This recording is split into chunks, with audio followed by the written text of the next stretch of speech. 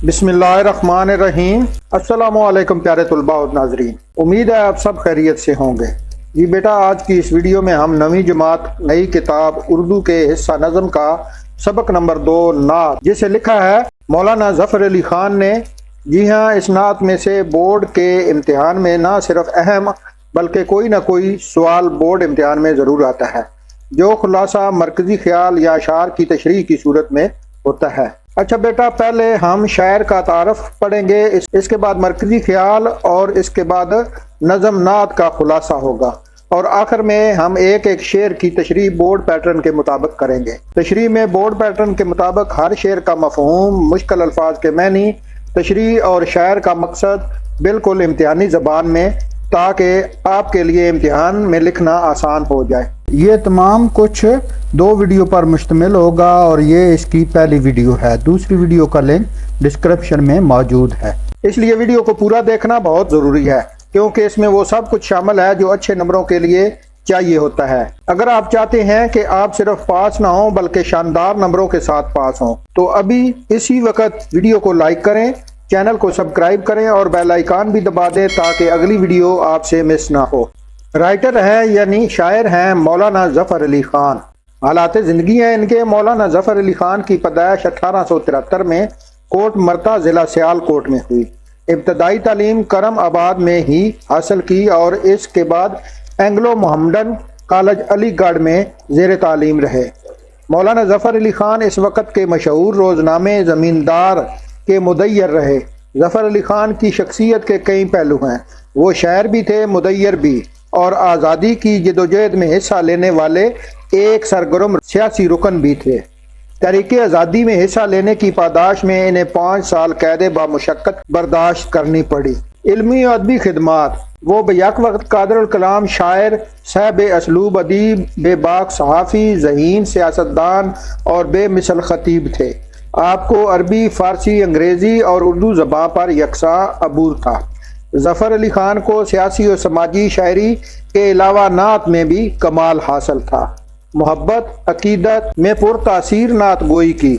1857 के बाद मुसलमान जिस जबर के माहौल में ज़िंदगी बसर कर रहे थे, इन हालात में नहायत जुर्रत और हिकमत के साथ कौम की रहनुमाई करना यकीनन दुश्वार था, जिसके लिए कैदो बंद समेत कई तरह की कुर्बानियाँ दी। मौलाना ज़फ़र अली ख़ान ने हर तरह का जबर बर्दाश्त किया और कलमा हक कहने से गुरेज नहीं किया। तसानीफ़ हैं आपकी तसानीफ़ में पैगाम हयात, निगारस्तान, बारिस्तान, चमनस्तान, जमालुद्दीन अफ़गानी, जंग रूस और जापान वगैरह शामिल है। मरकज़ी ख्याल है नात का। शायर बारगाह नबी में अर्ज़ गुज़ार हैं कि हज़ूर सल्लल्लाहु अलैहि वसल्लम ही दुनिया और आखिरत में हमारे हकीकी मददगार हैं। रब्बे ताला ने कायनात की हर शय आपके सदक़े में पैदा फरमाई।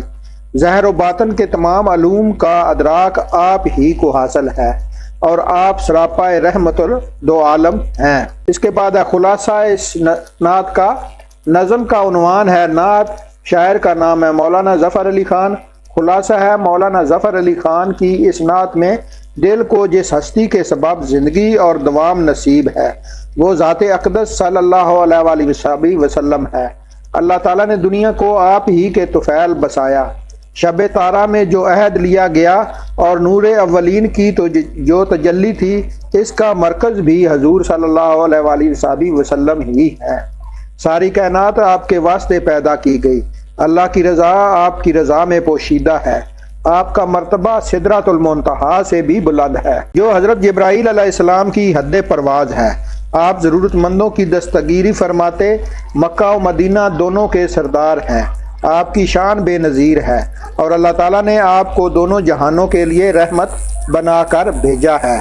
शेर की तशरीह है एक एक शेर में। पहला शेर है, दिल जिससे जिंदा है वो तमन्ना तुम ही तो हो, जिसमें बस रहे हैं वो दुनिया तुम ही तो हो। मुश्किल अल्फाज है कि मैंने है। पहला लफ्ज़ तमन्ना ख्वाहिश है, जिसका मैना बस रहे हैं आबाद होना है। तो अब है हवाला शेर का। नज़म का उन्वान है नात और शायर का नाम है मौलाना ज़फ़र अली ख़ान। माखस है अबसियात। मफ़हूम है आपकी वजह से दुनिया तख्लीक की गई और आपके ज़िक्र से ही हमारे दिल जिंदा हैं। तशरीह शेर की मौलाना ज़फ़र अली ख़ान نہایت محبت و عقیدت کے ساتھ اللہ کے محبوب نبی صلی اللہ علیہ وسلم کی خدمت میں نذرانہ عقیدت پیش کرتے ہیں۔ اس شعر میں وہ اس معروف مفہوم حدیث کی طرف اشارہ کرتے ہیں کہ اللہ تعالیٰ نے فرمایا، اے محبوب، اگر میں آپ کو پیدا نہ کرتا تو میں کائنات کو بھی پیدا نہ کرتا۔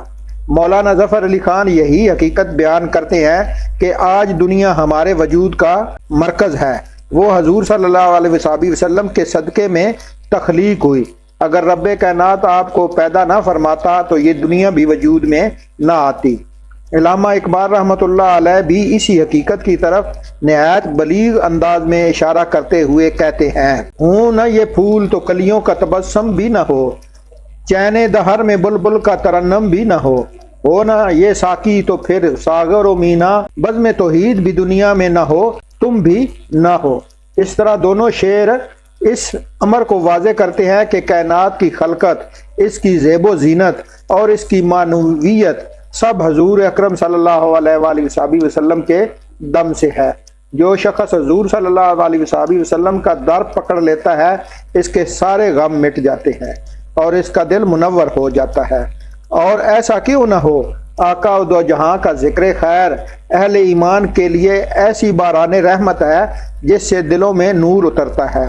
آپ ایک ہی وقت میں جلال اور جمال دونوں صفات کے جامع ہیں اور دونوں جہاں آپ ہی کے وجود سے قائم ہیں۔ جب تک آپ کا نور پیدا نہ ہوا کوئی شے خلق نہ ہوئی، جب آپ نہ ہوں گے تو پھر کچھ بھی نہ رہے گا۔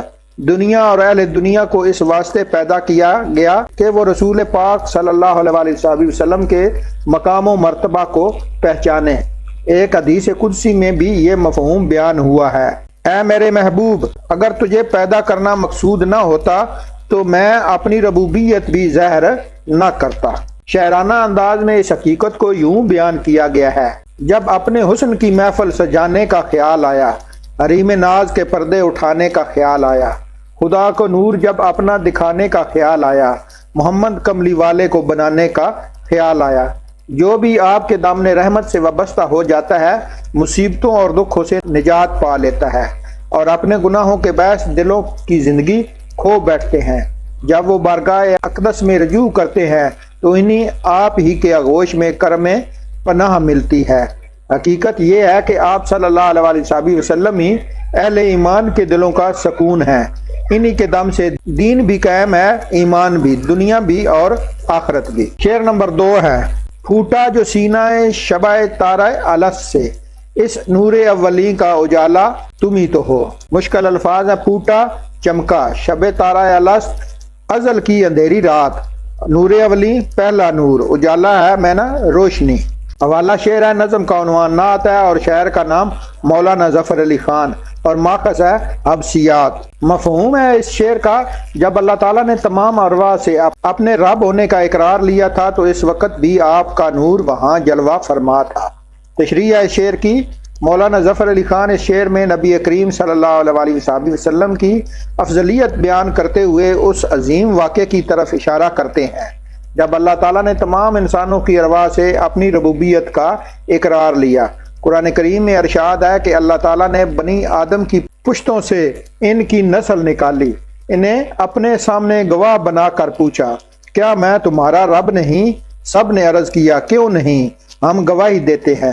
حضرت ابن عباس رضی اللہ تعالیٰ عنہ روایت کرتے ہیں کہ یہ میثاق مقام عرفات پر لیا گیا جب حضرت آدم علیہ السلام کی پشت سے قیامت تک آنے والی تمام روحوں کو ذرات کی مانند زہر کیا گیا اور ان سے براہ راست کلام ہوا۔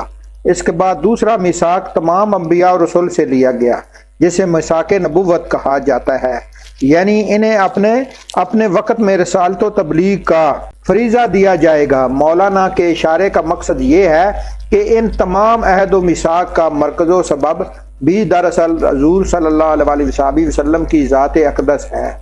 پھر دوسرا میثاق تمام انبیاء اور رسول سے لیا گیا جسے میثاق نبوت کہا گیا، یعنی انہیں ان کی امتوں کی ہدایت کے لیے رسالت سونپی جائے گی۔ تیسرا میثاق خاص ان انبیاء سے لیا گیا جن میں سب کو نبی آخر زمان صلی اللہ علیہ وسلم کی نبوت پر ایمان لانے اور ان کی تائید کا عہد دیا گیا۔ ہر رسول سے یہ وعدہ لیا گیا کہ جو سید کائنات کی رسالت کی تصدیق کریں گے۔ وہ جو نہ تھے تو کچھ نہ تھا، وہ جو ہیں تو سب کچھ ہے، دھوکے اپنے نقش جہاں رکھ دیا۔ حدیث میں آتا ہے کہ جب اللہ تعالیٰ نے ارواح سے پوچھا الست بربکم، تو جواب میں سب سے پہلے حضور صلی اللہ علیہ وسلم کی زبان مبارک سے بلا نکلا اور باقی ارواح نے ان کی پیروی کی۔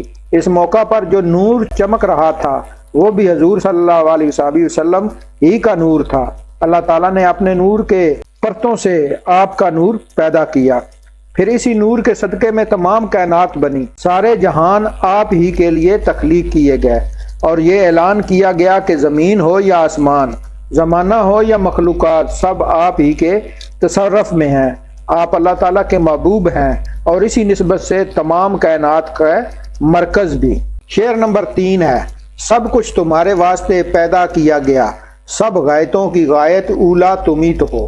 مشکل الفاظ ہیں، غایتوں کا مقصد ہے مقاصد اور غایت اولا سب سے اعلیٰ و عرفہ مقصد۔ حوالہ ہے شعر کا، نظم کا عنوان نعت، شاعر کا نام مولانا ظفر علی خان اور ماخذ ہے حبشیات میں سے۔ مفہوم ہے، اے اللہ کے پیارے رسول صلی اللہ علیہ وسلم، سب کچھ آپ کے لیے بنایا گیا اور تمام مقاصد سے بڑھ کر آپ کی ذات لازم و ملزوم ہے۔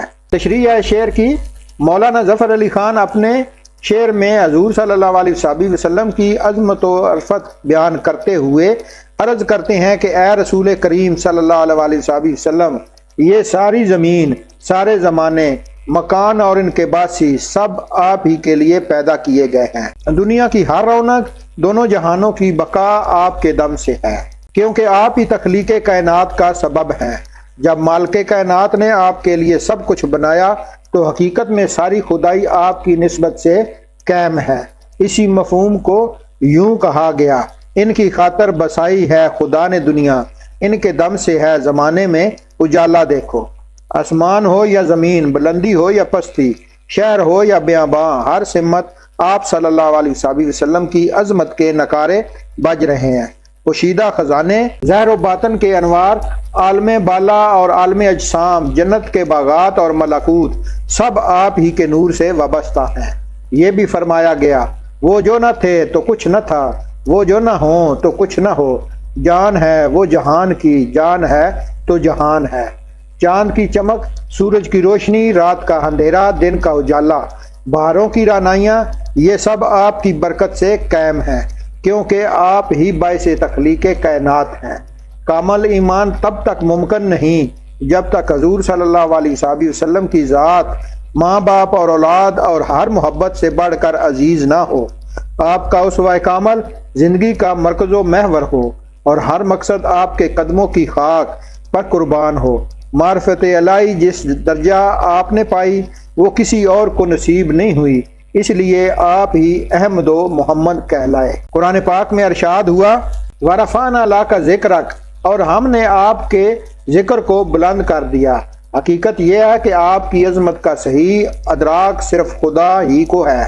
قرآن مجید میں جگہ جگہ آپ کے اخلاق کریمانہ، فضائل حمیدہ کی گواہی دی گئی ہے۔ اللہ تعالیٰ نے خود آپ کے ذکر کے لیے دوام کا انتظام فرمایا، چنانچہ روئے زمین کے ہر گوشے میں دن رات ہر لمحہ آپ کا نام لیا جاتا ہے۔ دین میں داخل ہونے کے لیے اللہ تعالیٰ کے ساتھ آپ پر ایمان ضروری ہے۔ اگر ایمان کے بعد اطاعت الہی کے ساتھ اطاعت رسول بھی لازم ہے۔ ساتھ ہی اللہ تعالیٰ نے آپ کے دشمنوں کو مٹانے کا ذمہ بھی لیا ہے، جیسا کہ فرمایا، ان شانئک ھو الابتر، بے شک آپ کا دشمن ہی بے نام و نشان ہوگا۔ یوں آپ صلی اللہ علیہ وسلم کا ذکر قیامت تک بلند رہے گا اور آپ کی عظمت قائم و دائم رہے گی۔